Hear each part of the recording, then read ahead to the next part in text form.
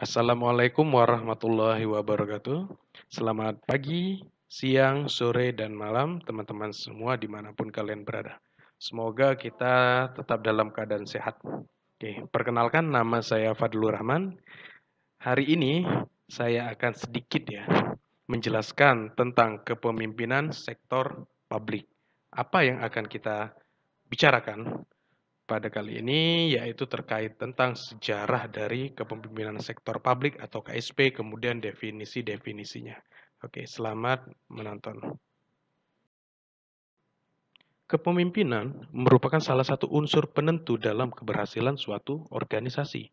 Fenomena kepemimpinan adalah sesuatu yang melekat pada keberadaan organisasi apapun bentuknya.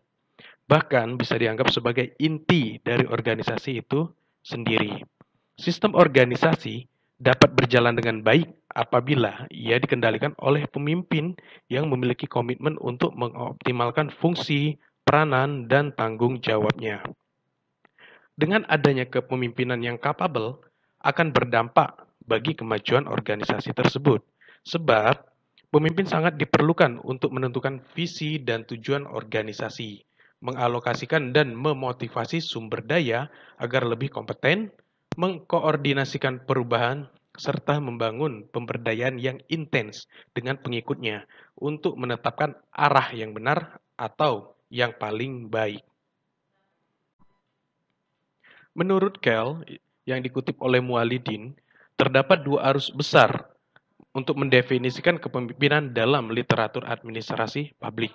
Pertama, yaitu kepemimpinan politik.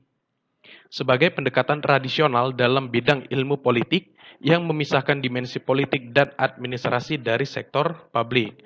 Peran lingkup administratif yang terbatas pada pelaksanaan kebijakan dalam tradisi hierarkis paling murni dari birokrasi yang ideal. Kepemimpinan demikian mempunyai hak prerogatif untuk memilih pejabat. Pendekatan ini merupakan aliran yang dominan dalam literatur tentang kepemimpinan di sektor publik.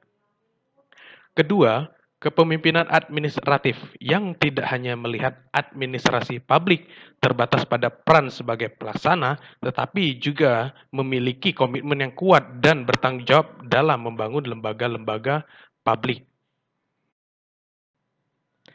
Kepemimpinan sektor publik adalah seseorang yang memiliki kapasitas melakukan efisiensi, melakukan perintah, menciptakan tindakan, dan memiliki komitmen dalam lingkungan kerja. Dalam sektor publik, seorang pemimpin harus memiliki kapasitas dan kemampuan dalam melakukan adaptasi terhadap lingkungan, termasuk di dalamnya adalah setiap permasalahan yang berkembang. Fokus dalam sektor publik yaitu kepemimpinan bagaimana memberikan pelayanan sebagai output berupa barang dan jasa yang baik kepada masyarakat yang dipimpinnya. Silalahi menyebutkan terdapat dua model kepemimpinan sektor publik, yaitu kepemimpinan transaksional dan kepemimpinan transformasional. Kepemimpinan transaksional merupakan proses transaksi atau pertukaran antara pemimpin dan pengikut. Oleh karena itu, pada model kepemimpinan transaksional, pengendalian pekerjaan dilakukan dengan kontrol yang ketat atau otokratis.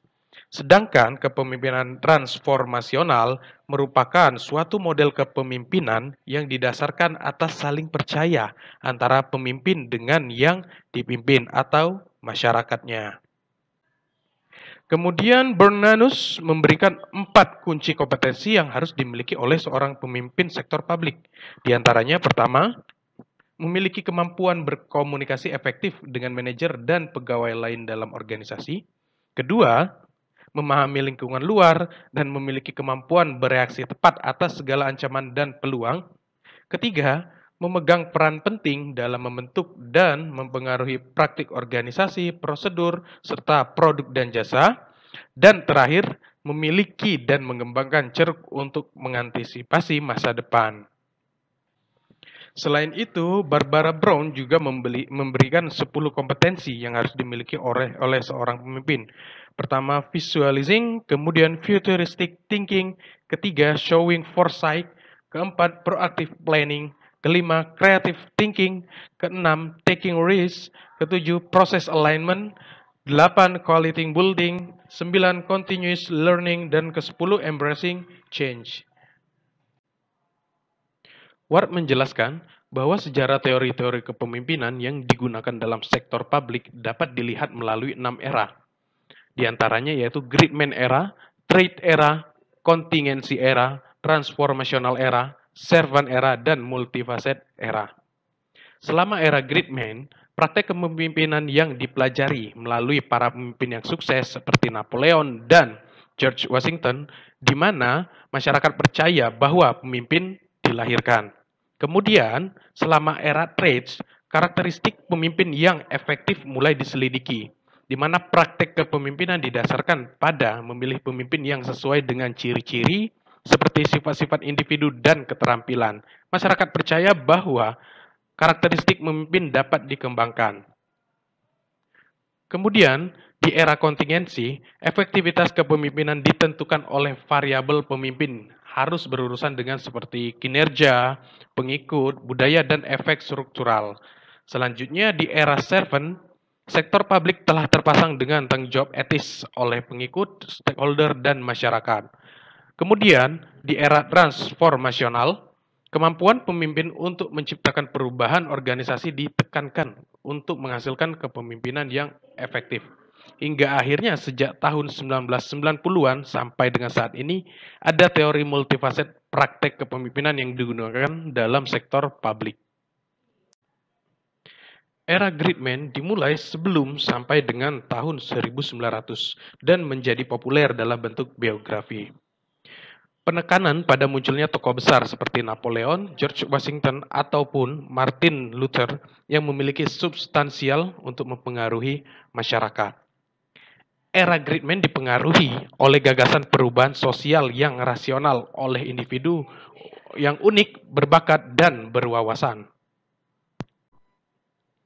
Era Trade terjadi pada tahun 1900 sampai 1948. Ditandai dengan kebangkitan dan pengakuan pentingnya bakat alami dari seorang pemimpin. Penekanannya terletak pada sifat-sifat individu dan keterampilan pemimpin tersebut bahwa para pemimpin mampu membawa semua tugas kepemimpinan yang dia emban. Contoh sifat-sifat individu yaitu berupa sifat fisik, pribadi, motivasi, dan sikap dari seorang pemimpin. Kemudian, keterampilan yaitu berupa komunikasi dan kemampuan untuk mempengaruhi orang lain. Era ini dipengaruhi oleh metodologi ilmiah secara umum dan juga metode manajemen ilmiah secara khusus. Era kontingensi terjadi dari tahun 1948 sampai tahun 80-an. Penekanannya, efektivitas pemimpin dipengaruhi oleh berbagai macam variabel. Misalnya variabel kinerja, kemudian variabel pengikut, budaya, dan efek struktural. Era ini juga dipengaruhi oleh munculnya teori hubungan manusia serta ilmu perilaku yang menjadi bagian dari ilmu atau kajian-kajian psikologi. Era transformasional ini terjadi pada tahun 1978 sampai dengan saat ini. Penekanannya pada kepemimpinan yang menciptakan perubahan dalam struktur, proses, atau mekanisme culture. Pemimpin yang mempunyai visi efektif, wawasan teknis yang brilian, atau karismatik yang berkualitas adalah ciri-ciri di era transformasional. Kemudian, era ini dipengaruhi oleh hilangnya dominasi Amerika dalam bisnis, keuangan, dan ilmu pengetahuan dan kebutuhan untuk orientasi kembali pada pengembangan organisasi. Era servant ini terjadi di tahun 1977 sampai saat ini tetap terjadi ya.